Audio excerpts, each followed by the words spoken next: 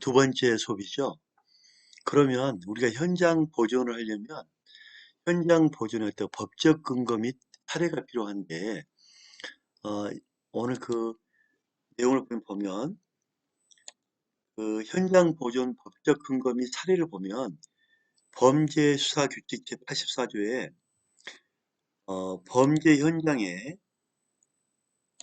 범죄 현장의 보존에 있어서 되도록 현장을 범행 당시의 상황 그대로 그러니까 사건 현장 당시의 상황 그대로 보존하여 현장에 있어서의 수사가 정확하게 행하여지도록 해야 한다. 그러니까 현장 보존의 중요성을 얘기하고 있거든요. 현장 보존의 중요성. 그래서 이 보존을 잘해서 수사가 정확하게 행하여지도록 하는 게 중요한 역할을 하는데요. 우리가 그 살인의 추억 영화에 보면 그 범인이 남겨놓은 그 발자국이 있는데 발자국을 보존하지 못하고 경운기가 지나가면서 밟아버렸죠. 한 애인데 그런 것처럼 우리가 현장에 있는 중요한 그런 발자국이라든지 범인이 남기고 간 유전자, 중요한 CCTV 그런 자료를 정확하게 잘 보존해서 수사가 정확하게 이루어지도록 우리를 해야 되고요. 특히 부상자의 구호, 증거물의 변질 예방 등 부득이한 사정이 있는 경우를 제외하고는 경찰관일지라도 함부로 현장에 들어가서는 아니 된다고 규정하고 있습니다. 함부로 현장에 들어가서는 아니 된다. 즉 지금 우리 경찰관들이 과학수사 마인드가 안 돼 있는 상황에 현장을 함부로 훼손해서 범인을 못 잡는 경우가 되게 많아요. 지금 전주 여대생 실종 사건에 그 여대생이 그 동물에 대한 이제 그 수의사가 될 거라고 했던 그 여대생이 밤늦게 과에서 이제 술도 먹고 행사를 마치고 집에 왔거든요. 집에 와서 그 컴퓨터로 뭐 성폭력 이런 거를 이제 조회한 기록이 있어요. 근데 어, 그 이후에 실종이 됐는데 다음날 이제 일주일 지나도록 딸한테 연락이 없으니까 부모님이 경찰에 신고를 한 거예요. 와서 보니까 집이 막 이렇게 막 쓰러져 있고 뭐 머리카락 뭐 난장판이 병이 돼 있는 거죠. 근데 경찰관이 깨끗이 치워버린 거예요. 범인을 못 잡고 있어요. 그 사건에 대한 그 용의자는 있어요. 있는데 현장에서 증거물을 다 치웠기 때문에 용의자 확정이 안 되는 겁니다. 그만큼 중요해요. 그래서 우리가 경찰관이 함부로 현장에 들어가서 이렇게 미제 사건이 나온 경우가 많다. 정말 현장에 들어갈 때는 조심해야 된다. 또한 피해자나 발견자로부터 물증에 의해서 신고할 때는 반드시 들어가지 말 것과 보전 조치를 할 것을 알려줘야 됩니다. 그만큼 중요한 거예요. 이 범죄 수사하는 규칙이란 거는 어떻게 보면 그 법률의 규칙은 뭐냐면 헌법, 법률, 명령, 처리 규칙이잖아요. 그러면 범죄 수사 규칙은 형사소송법의 법률에 근거한 따라야 되는 그게 규칙이거든요. 그래서 경찰관은 85조에 범죄를 실행하는 지점뿐만 아니라 널리 범죄 현장 보존 범위를 정하여 수사 자료의 발견에 대처하도록 해야 한다. 이렇게 수사 자료 발견. 84조에는 현장 보존, 자료 발견.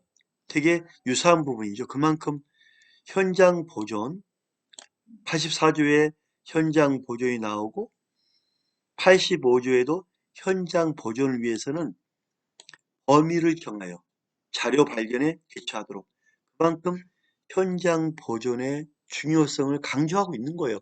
84조, 85조가 현장에서의 물품은 단지 범죄가 행하여진 지점만에 한정되지 않고 범죄 현장으로부터 상당히 떨어진 장소에서 범인에 관한 유력한 물적 증거가 발견되는 경우도 많다. 따라서 너무 범위를 좁게 설정하여 증거가 발견이 안 된 일이 없도록 어, 너무 범위를 좁게 설정해서는 안 된다. 마찬가지로 부상자의 구호 및 부득이한 경우에 현장을 변경할 필요가 있을 때 또는 수사 자료의 원상대로 보존할 수 없을 때는 변경 전에 반드시 사진 촬영, 현장 훼손이 없이 표시하여 나중에 도면을 작성하여 기록하는 등 해야 되는데 그만큼 범인을 발견하기 위해서는 현장 보존 또 85조의 보존의 범위를 잘 잡아가지고 정확하게 현장 보존하고 증거물을 발견해서 범인을 잡아야 되는 그 엄청난 중요한 부분에 현장 보존의 84조, 85조가 강조하고 있는 겁니다. 그만큼 중요한 겁니다. 현장 보존할 때 유의사항이 있죠.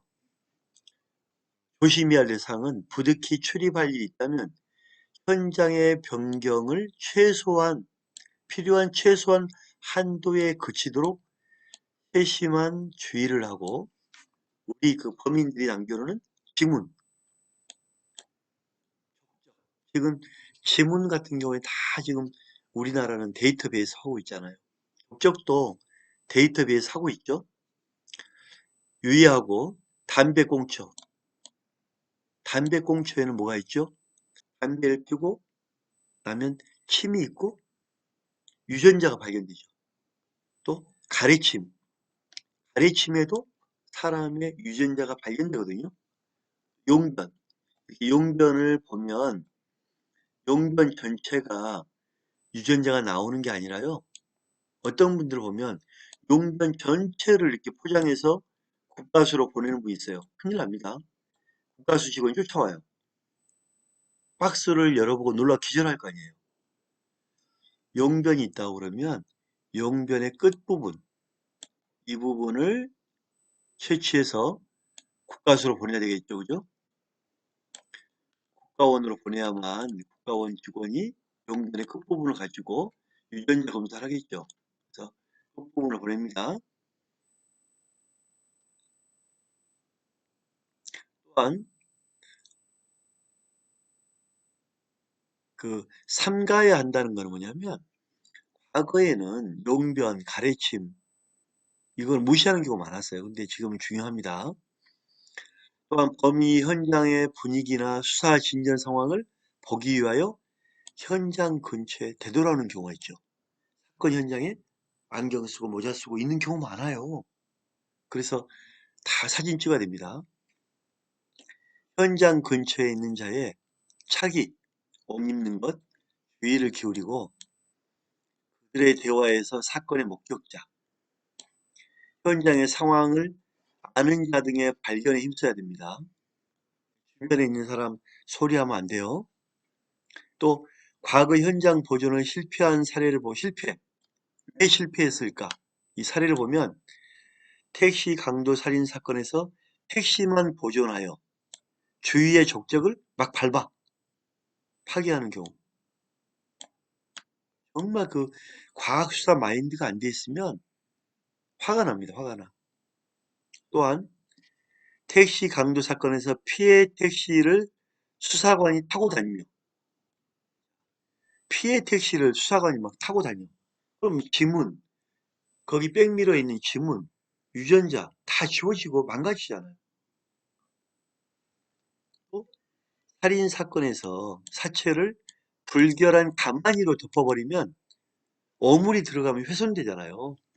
이 어물로 인해서 현장 자료에 식별이 안 돼요. 이거는 진짜 문제가 있는 거죠. 또 금고 털이나 도난 사건에서 금고나 열쇠 구멍만 보존하여 침입구 도주로에 중요하거든요. 어디로 침입했고 어디로 도주했을 때 범인이 남겼던 수법, 유전자, 감식자료가 많거든요. 이걸 무시하면 안 됩니다. 강도 사건에서 범인이 침입하여 빚어놓는 방해, 피해자나 관계자를 불러들여 수사하는 경우 망가뜨리는 거죠. 그러니까 사건 현장에 있으면 보존하고요. 정말 들어가려고 그러면 마스크, 장비, 감식복, 신발도 그 천으로 신발을 쓰고 이렇게 해서 사진 찍고 체증하면서 들어가야 되겠죠. 그냥 들어가면 큰일 납니다. 석유통에 있는 석유를 뿌려 시체를 태운 변사 사건에서 석유통의 뚜껑을 열어보고 닫아보고 하여 지문 채취가 실패하게 이런 건 있어서는 안 되겠죠. 사살 여부를 감식하지 못한 경우가 있기 때문에 꼭 저는 강조합니다. 강력 사건, 큰 사건에는 현장에 보존을 딱 이렇게 파출소 직원이 현장 보존하고 여기에 감식 장비, 마스크, 장갑, 모자, 감식복, 신발의 감식천을 감싸고 먼저 영상 촬영을 하면서 현장의 증거 채취를 하나하나 하면서 들어가야 된다. 그래서 우리 아무나 들어가서 현장 훼손하지 않도록 꼭 당부를 드립니다. 현장 감식 대상. 범죄 사건 현장에 임할 때는 반드시 현장 자료의 유형별 수집 항목이 있거든요. 네. 각종 현장 자료의 상태를 광범위하고, 즉 현장에 임할 때는 제가 부근, 현장 부근, 그 다음에 그 외관, 예, 그 다음에 내부라고 그랬죠. 그래서 광범위하게 먼저 보고 치밀하게 수집하는 형태로 밖에서 안으로 광범위하고 세밀하게 이렇게 수집을 해야 됩니다. 그래서 이런 형태로 우리가 범죄 사건에서 세밀하게 가야 됩니다. 누락 여부를 검토하고 현장 자료의 상태를 그대로 기록해야 된다. 그대로 함부로 추측하거나 쉽게 하면 안 된다. 그래서 이렇게 다 기록한 거를 뭐라고 그러냐면 실제 환경을 조사한 종이 실황조사라고 합니다. 실황조사서. 이거는 중요합니다. 증거 자료가 되기 때문에 수사기관이 강제력을 사용하지 않고 현장, 기타 범죄 관련 장소, 물건, 신체 등의 존재 상태를 명확하게 기록하는 거죠. 이 명확하게 기록하여 그 상황을 일목요연하게 기록하고 알 수 있도록 작성한 것. 이거를 뭐라고요? 실황조사서. 현장에 나가서 실제 상황을 기록한 종이 실황조사서라고 합니다. 자, 그리고 이런 실황조사서에 이제 기록할 때 감식의 대상은 변사체의 경우 의복, 그 옷은 어떤 모양의 옷을 입었고 옷 색깔은 무엇이냐, 그 다음에 어떤 크기로 입고 옷감의 종류는 어떤 옷감에 입었고 종류는 무엇이냐, 그 다음에 그 옷의 제품 회사명이 뭐냐, 그리고 찢어진 것과 옷 형태, 단추 모양 등 그런 형태를 정확하게 해서 그 변사체 확인해야 되고요. 또한 현장의 소지품이 뭐냐, 소지품에는 주민등록증이 있느냐, 운전면허증이 있느냐, 신용카드가 있었느냐, 반지를 차고 있었느냐, 시계, 열쇠, 목걸이, 허리띠, 구두 등 이런 소지품 관계를 정확하게 기록해야 되고요. 살인사건 같은 경우에는 그 신체에 상처 흔적, 문신이 어떤 문신이었느냐, 사마귀가 있냐, 피부병이 있느냐, 골격 이상이 있느냐, 또한 수술 흔적이 있느냐, 치아 구조, 치과 치료 흔적 등을 정확하게 다 관찰하는 거예요. 이런 모든 게 감식의 대상이고, 이런 거는 범인을 발견할 때 중요한 단서를 하고 있다. 그래서 철저하게 현장에 빠짐없이 감식하고 그 내용을 기록해야 된다. 즉, 감식을 할 때는 세밀하게, 세밀하게 철저하게 세밀하게 가야 되고, 또 하나는 뭐냐면 그 세밀한 것과 어, 정확하고 치밀하게 보고 느낀 거를 모두 기록해야 된다. 그래서 세밀하고 그대로 있는 그대로 다 기록해야 된다.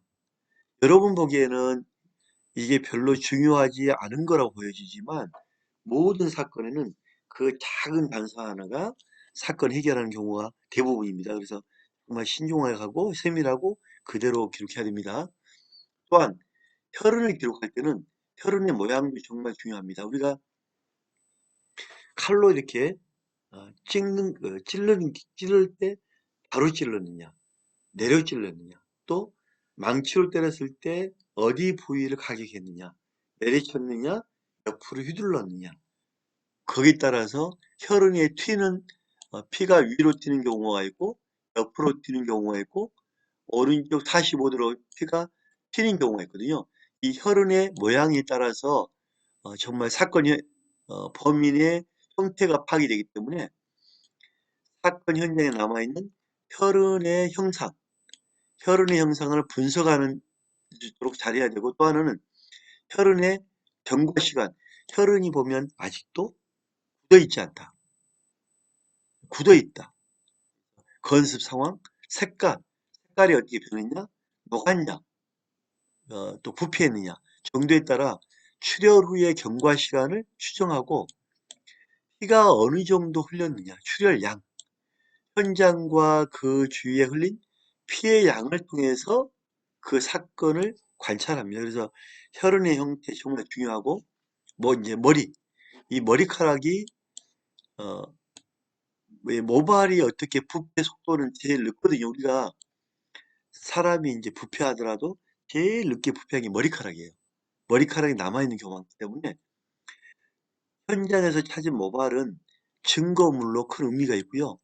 이 모발로 유전자 검사 가능하고, 이 유전자 검사가 가능하다는 것은 혈액형도 나옵니다.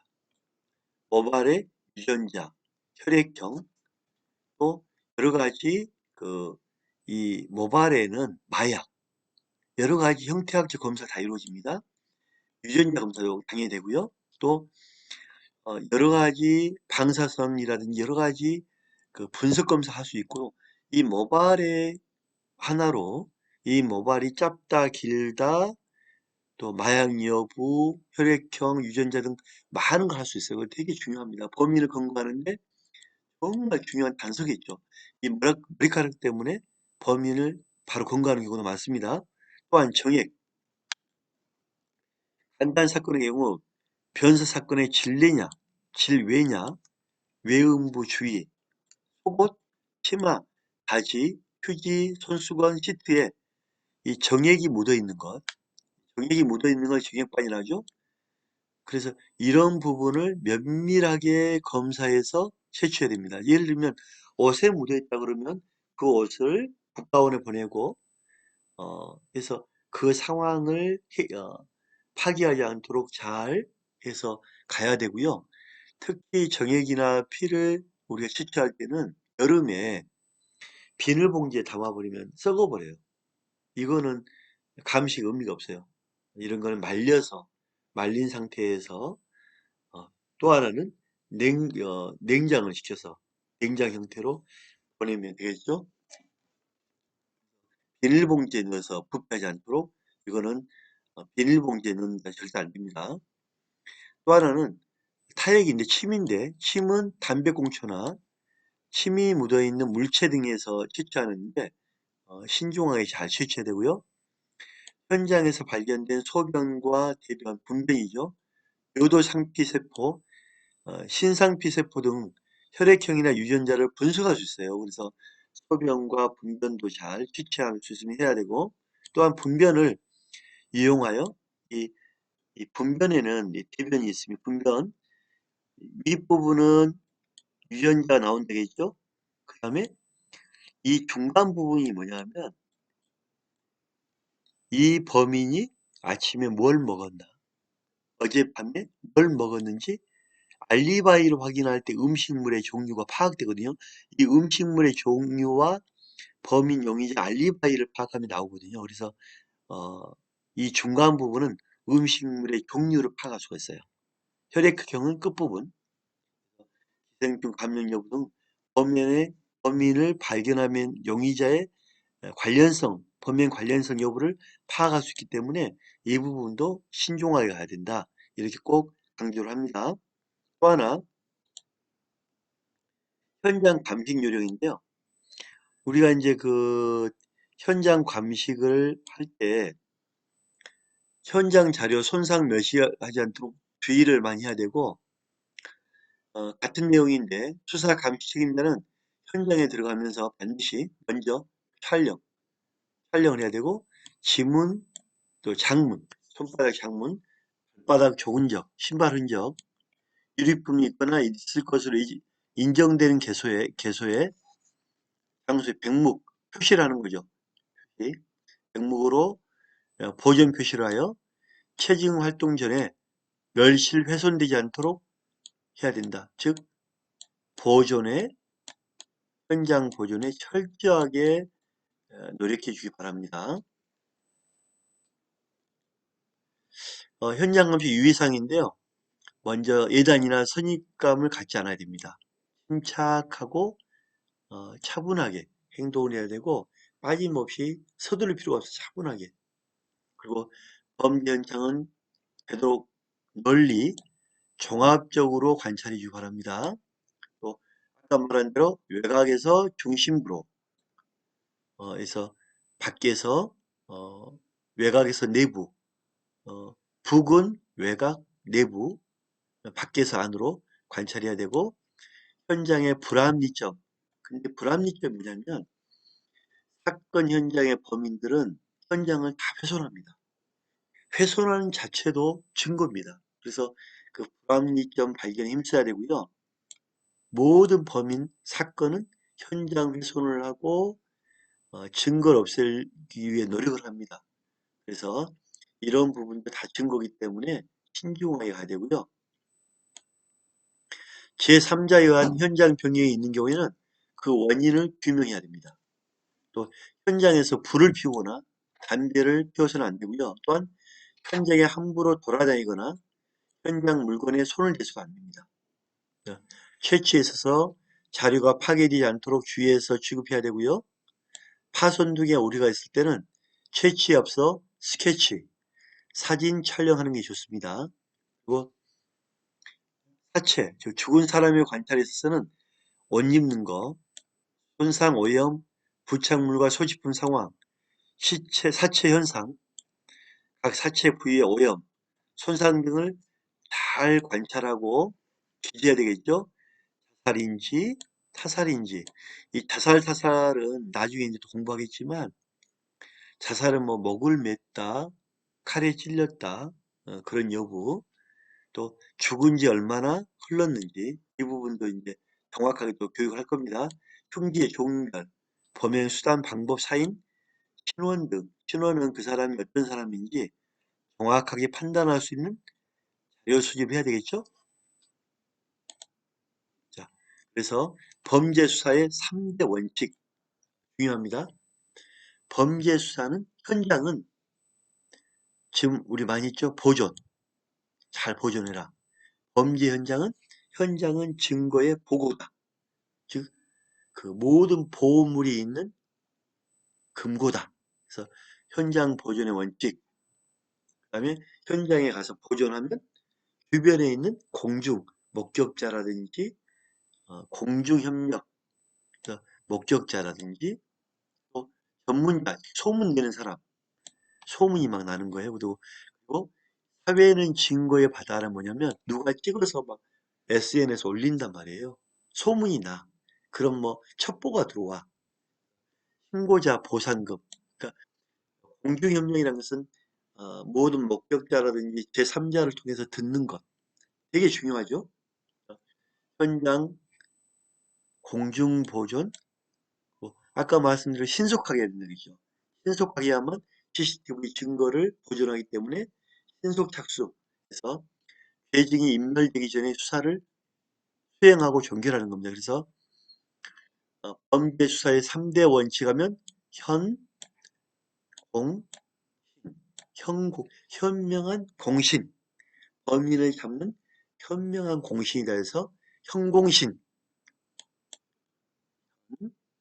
공신 꼭 기억하기 바랍니다.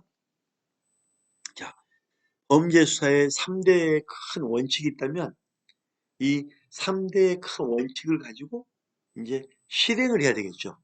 활동, 실행한다, 실행. 그러면 실행하기 위해서는 자료를 완전하게 수집해라. 그 다음에 수집된 자료를 감식 검토해라. 수집하고 감식 검토했으면 추리해야 되겠죠. 추리하고 그 다음에 검증. 검증이라는 게 뭐냐면 검증이라는 말을 많이 쓰는데 어항에 물고기가 있단 말이에요. 물고기가 있으면 위에서 보고 옆에서 보는 거예요. 물고기를 어항에 있는 물고기를 위에서 보고 옆에서 보고 아래에서 보고 다 보는 거예요. 사방팔방에서 들여다보는 것. 이거를 검증이랍니다. 검증. 그러니까 모든 각도에서 다 보는 것. 이걸 검증하기 때문에 완전 수집, 감식, 추리, 검증. 마지막으로 사실 판단을 증명하는 것. 그래서 수사 실행의 5원칙 이렇게 꼭 기억해 주고요. 실황조사 있죠. 경찰관이 강제력을 사용하지 않고 현장 가서 보고 듣고 느낀 거, 오감이 있는 거 다 적는 것. 이거를 실황조사라고 했죠. 강제력을 사용하지 않고 현장, 장소, 물건, 신체 등에 대해서 오감, 보고, 듣고, 듣고, 느끼는 것, 실험, 경험, 인식한 사실을 명확히 하는 활동, 기록하는 것, 이거는 경찰관이 할 수 있는 거죠. 검찰을 지휘하지 않고 그래서 이거를 실황조사를 한다. 예, 검증과는 다릅니다. 그래서 실황조사 강조했죠. 꼭 기억하기 바랍니다.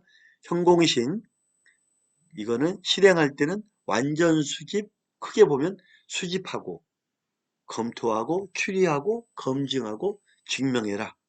그 다음에 실황조사 꼭 기억하기 바랍니다.